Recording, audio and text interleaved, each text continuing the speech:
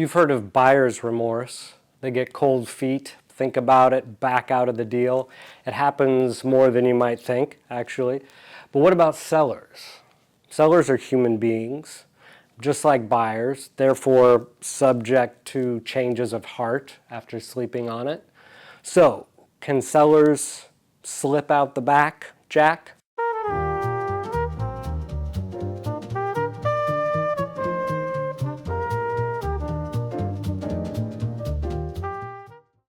Early in my career, I was helping a friend of the family, actually.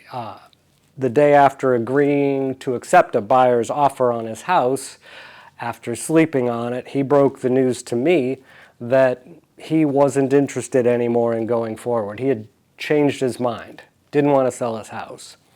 So I had to break it to him that he was stuck in the contract. Once he heard that news, he kind of realigned his thinking and resigned himself to going forward, and it worked out just fine. But it was a surprise.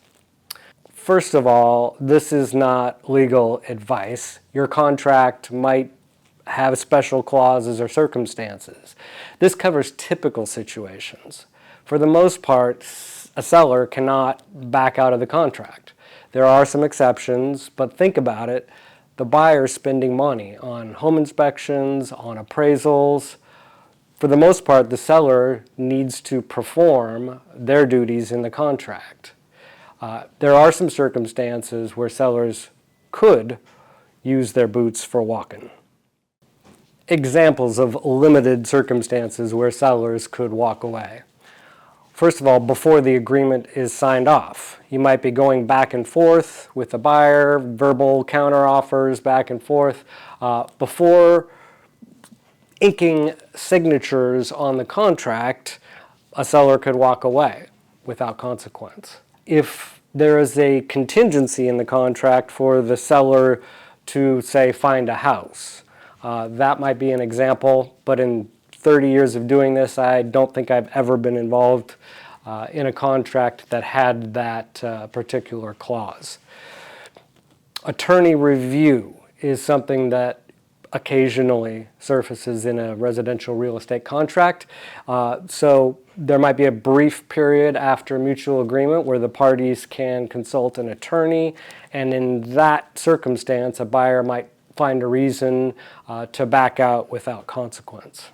Buyer breach would be another example. If the buyer fails to perform their side of the contract, like missing a financing deadline, not depositing their earnest money, generally just not performing, the seller could back out in that case without consequence. Mutual agreement is another way a seller could get out. You could simply ask the buyer, can we cancel this contract? Buyer wouldn't have to go along with that, but if they did, then certainly you could cancel.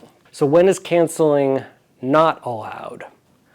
Backing out simply because you changed your mind, you got a better offer, have a change of heart about the sales price, those are not reasons to back out.